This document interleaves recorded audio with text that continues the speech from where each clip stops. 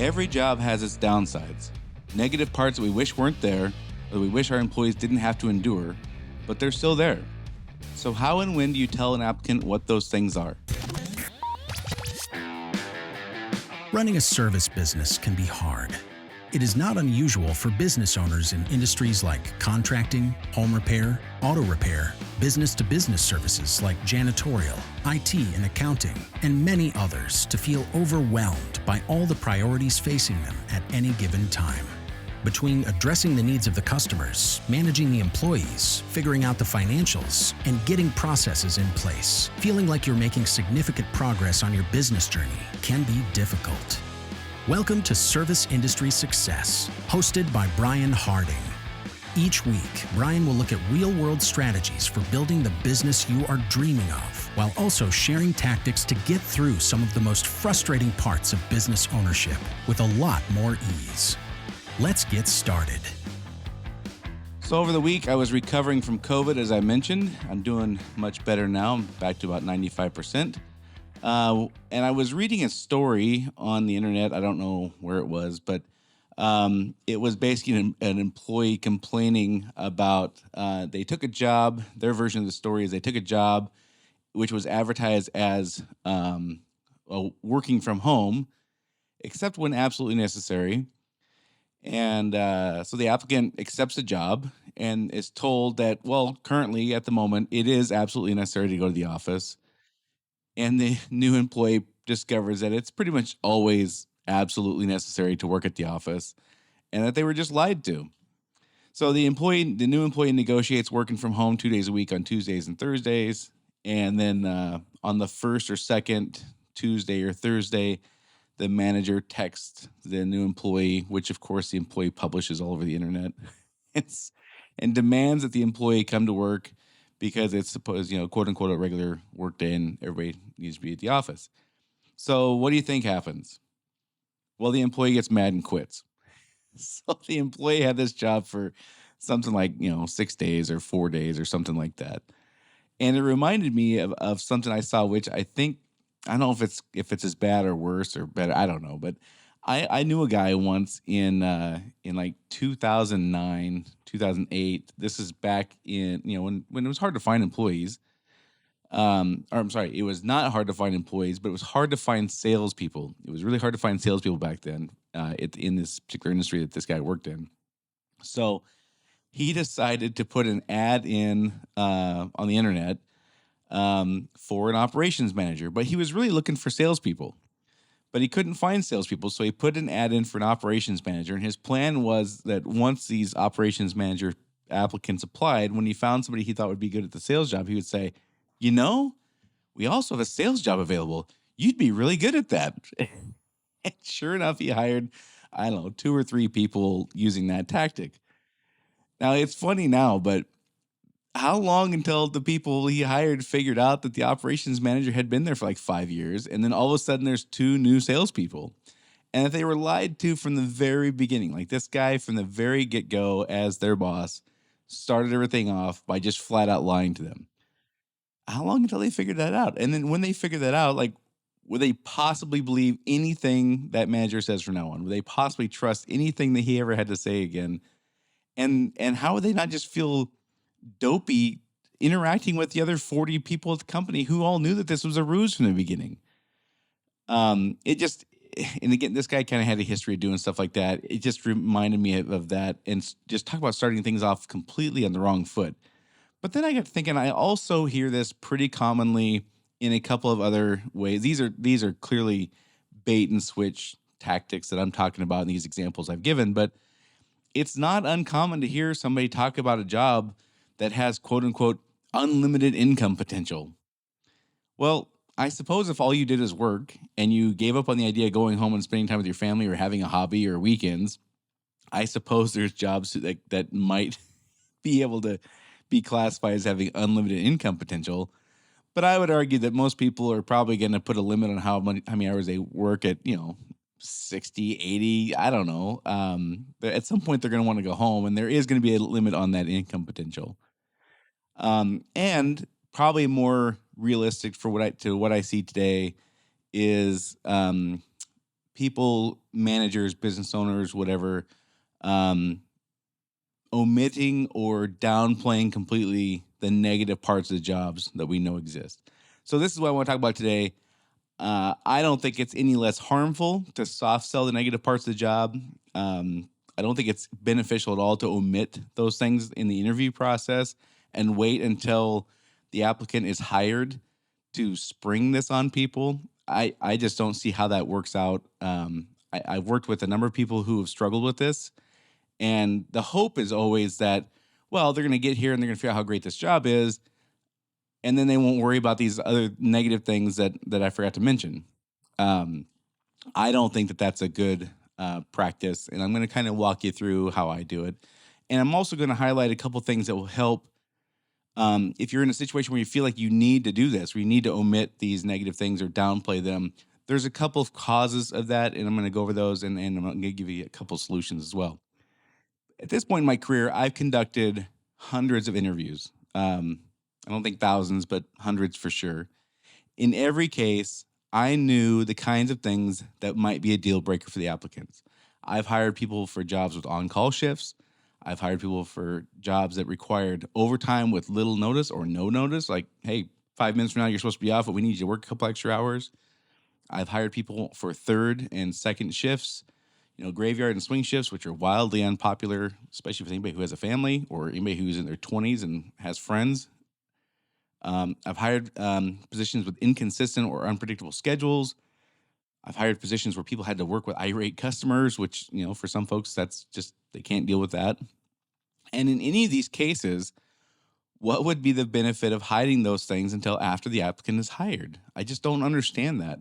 Do we really think that more often than not, the applicant will care less if they find out about something that wouldn't work for them after they've hired instead of finding out before? I think that's absolutely ludicrous. But again, I see this pretty commonly where employers downplay or omit the negative parts of the job, like inconsistent or not days off that are not sequential. Like a Sunday and Thursday instead of Saturday and Sunday or Tuesday and Wednesday or whatever. Those are the kinds of things I see folks kind of just forget to mention. And again, I don't know how that the hope is that that's going to work out if they find out after they get the job. If it doesn't work for them, it doesn't work for them, and we've wasted all this time in bringing them on board. Maybe orientation, and then it just looks foolish when we hire these people and they last for 2 or 3 days. It just makes us look really bad, I think. So, like many things, this is often because the person conducting the interview, whether it's a business owner or a manager, doesn't believe the job is in balance, meaning the good of the job outweighs the bad of the job. Or the person conducting the interview doesn't know what it is about this particular job that the people who excel in it like about the job. They don't know what's in it for the applicant or the employee to take this job or keep it and like it. They don't know what's in it for the applicant or employee to work in this industry instead of another similar industry. And they don't know what's in it for the employee or applicant to work at our company instead of brand X. And not having this knowledge puts the business owner at it or manager, whoever's doing the interview, at a tremendous disadvantage. Your entire posture will be hesitant, cautious, or even afraid if you can't pinpoint and say specifically, here's what people who like this job and really do well at it, here's what they like about it. Here's the things that they love about it. So what happens is we diminish or omit or flat out lie about the things that are negative about the job, and we emphasize and exaggerate how great things are about the job that are required by law, like pay. Remember the unlimited income thing? We exaggerate. Well, this job starts out at $19 an hour or whatever it is. Like, that's a big deal. Well, unless you're paying 20% more than your competition, that's not a big deal. People historically, very consistently, have not ranked pay above number like 5 on their concerns about their job. So we find ourselves in a situation where we downplay the negative parts of the job and we really emphasize and exaggerate things like pay, which are required by law, or benefits and time off, which are probably the same as your competitors. You're not likely to offer 4 weeks of vacation while your competitors offer 1, and you're not likely to offer 1 when your competitors offer 4. It's probably going to be about the same. So that's not really a benefit if they're looking at different employers in your industry. And we also emphasize things that are not easily described in a meaningful way, like things like a great environment or a great culture. Well, that could mean a lot of things to different people. If you ask 10 people to describe what a great environment would be, you'd probably get eight or nine or 10 different answers. So we emphasize these things that are not helpful because we don't know what is really beneficial about this job. So, one of the things you'll hear me say over and over and over is we must know what is in it for our employees to work in our industry instead of other similar industries they may choose when they're looking for the job. We must know specifically what's in it for our employees to work at our company instead of brand X. And we must know what specifically our employees like about the job they do. So, I would invite you to try this exercise and without mentioning things like pay and benefits, including time off, without mentioning things that you can only describe in a nebulous, generic, or ambiguous way, like a great environment or a great culture, and without talking about perks and benefits that your competitors offer, like a flexible schedule, for example. If you offer a flexible schedule, you're probably in an industry where that's allowable. It's not likely that you're offering a flexible schedule, but the company down the street who does exactly the same thing you does can't offer a flexible schedule. Now, if that's possible, that would absolutely be something, or if that's something that exists in your world, that's absolutely something I would include. That, hey, we offer this flexible scheduling and nobody else in our industry does that. However, if pretty much everybody else in your industry does that, that's not really a benefit and a perk anymore. That's just how your industry operates. So without listing these things or mentioning these things like pay and benefits, nebulous, generic, and ambiguous terms like a great culture, great environment, and perks and benefits that your competitors also offer, list the things that are great about working at your company.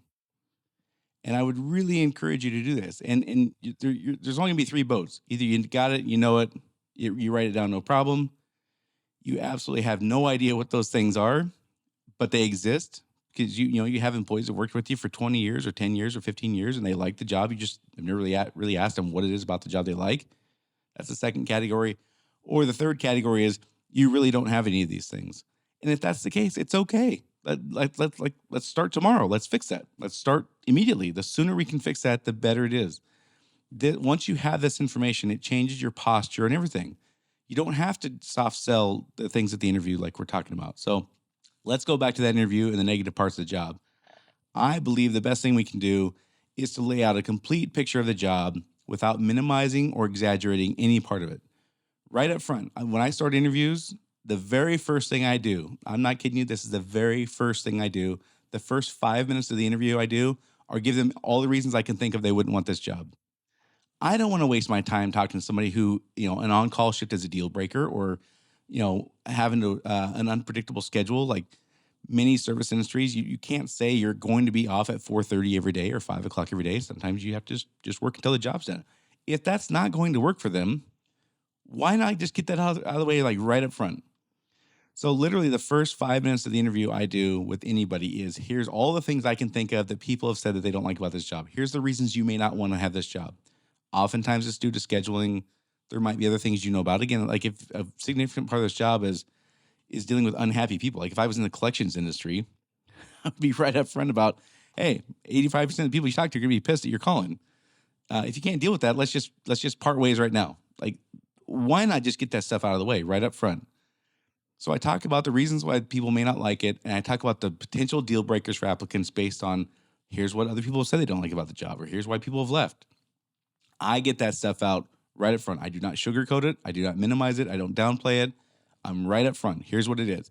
And then right after that, I talk about all the great things about our industry and our company doing exactly the way I mentioned in the exercise a while ago. I don't talk about pay. I don't talk about things that other companies offer. I don't use ambiguous terms I can't be very specific about.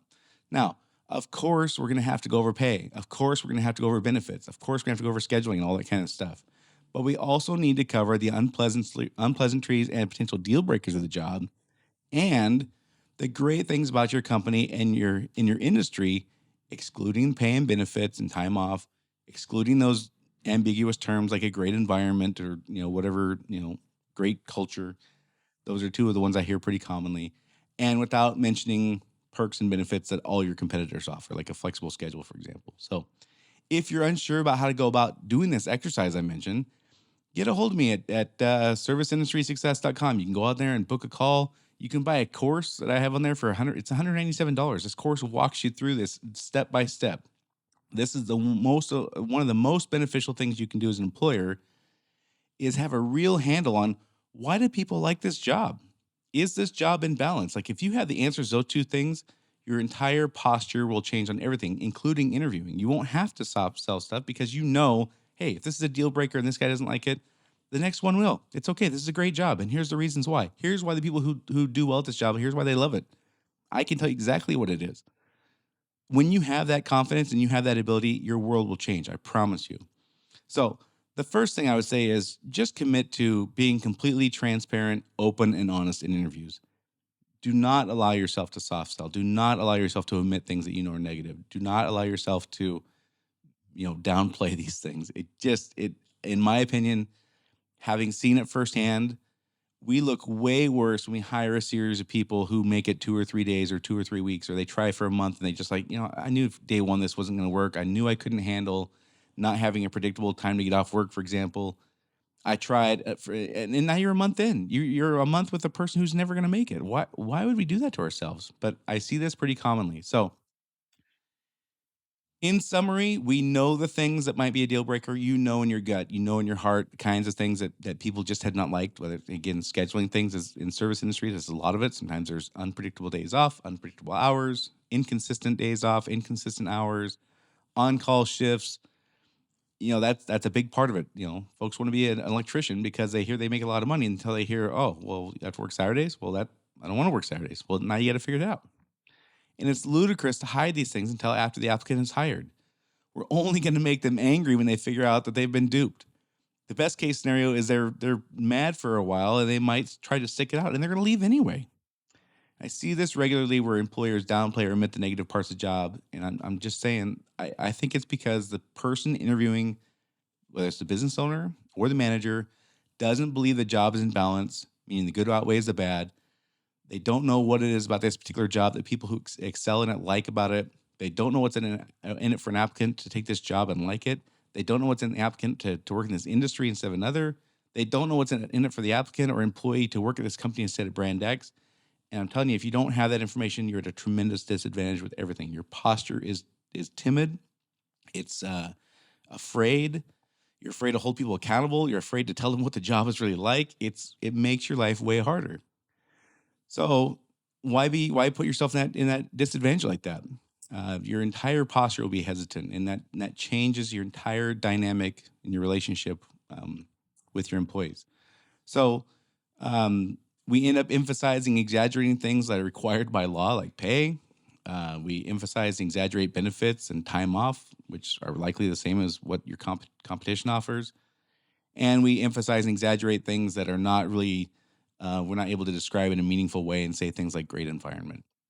So again, you'll hear me say things over and over again. One of those is we got to know what's in it for our employees to work in our industry instead of some other one, in another similar industry. We got to know specifically what's in it for our employees to work at our company. And we got to know specifically what our employees like about this job. So try that exercise I mentioned earlier without mentioning things like pay and benefits and nebulous, generic, or ambiguous terms like a great environment, great culture. Don't allow yourself to use perks and benefits that your competitors offer, like a flexible schedule if that's something. But list all the things that are great about working at your company. So back to the interview and the negative parts of the job. I believe the best thing we can do is lay out a complete picture of the job right up front without minimizing or exaggerating any part of it.